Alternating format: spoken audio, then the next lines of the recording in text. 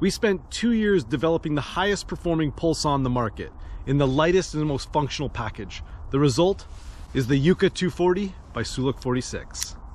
A 6-ounce ultralight saw with a 24 centimeter or 9.5 inch Silky Gomboy blade. But the best part about it is that it's half the weight of a Silky Gomboy saw. Did you hear that right? Half the weight. Half. Literally half. Half the weight. The Yuka 240 has a number of performance features, including an ergonomic and padded handle for a plush feel, 2-position, spring-loaded locking mechanism for easy deployment and retraction, as well as comfort depending on your angle of cut. There is an integrated blade guard when the saw is in the retracted position. We've also incorporated anti-rattling technology through the use of rubber pads on both the handle and the spacers. This is so that it doesn't bang around your pack all day making noise. And best of all, I might have mentioned already, it's half the weight of a regular Silky Gomboy. The Yuka 240 is one of the fastest saws to deploy on the market. To open, simply swing the blade out until it locks into place. You can verify the position by using the blade locking mechanism window.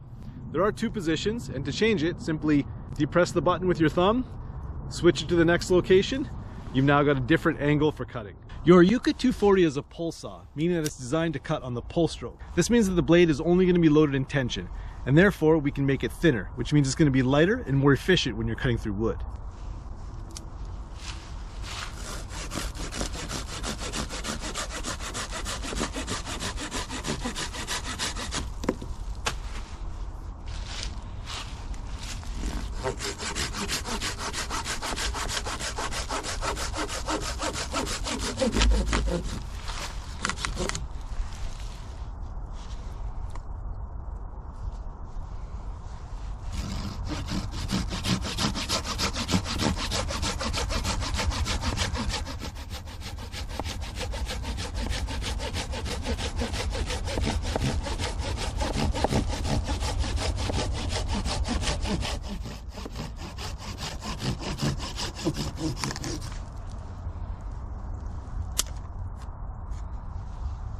Silky manufactures some of the highest quality blades on the market, but inevitably you will need to change one eventually, and in order to do so on the Yuka 240, follow these simple steps.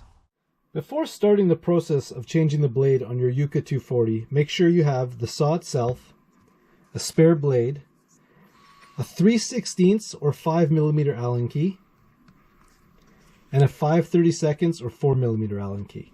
You'll need to undo the nut and screw holding the blade using the 2 Allen keys that I just mentioned.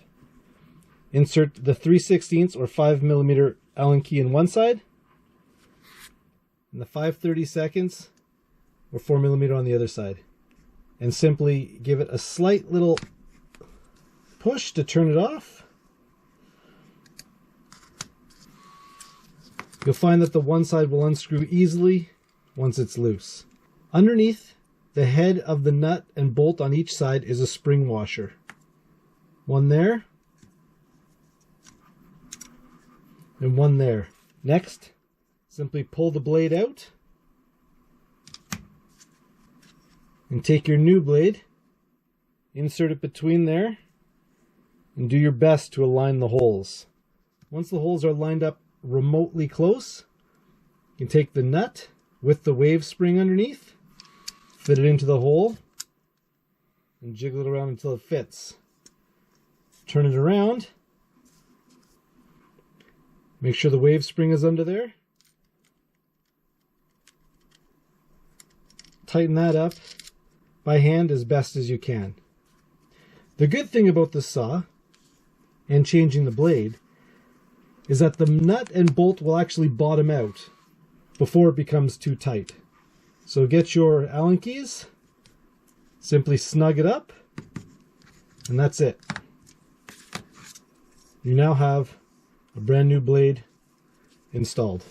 I am truly excited to see the Yuka 240 out on the trail this year, and I'm really happy that products that we design and manufacture are helping people travel further, faster, and through remote areas with ease. I want to thank you personally for joining me while I build the world's lightest backcountry gear.